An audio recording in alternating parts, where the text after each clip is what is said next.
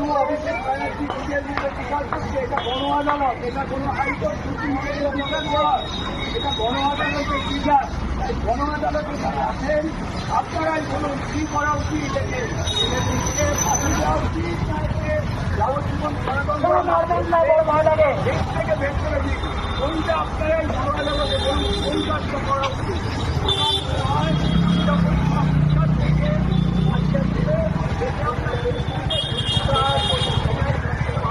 আমি অন্য দেশে যাবো না, আমি ভারতে যাবো, আমার বাংলাদেশে করে হেরে গেলে আমরা বুঝতে দেবে।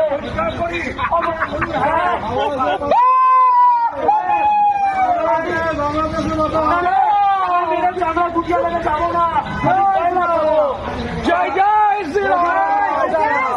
আপনাদের বিচারে গণ আদালতে অভিষেককে এই দেশ থেকে ও ভারতকে চ্যালেঞ্জ করেছিল, তাই এই ভারত থেকেই ওকে বিচারিত করা হলো গণ আদালতের বিচারে।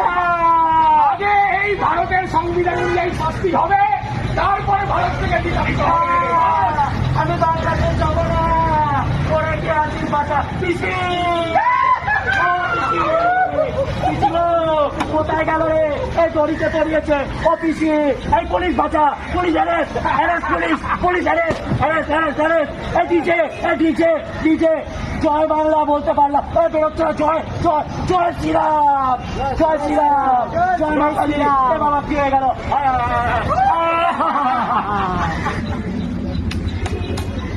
আমাদের ঘটনাটিটা দেখলে খুব সুন্দর। देश दुनिया की ताज़ा खबरें और वीडियोस के लिए अभी डाउनलोड करें पत्रिका ऐप।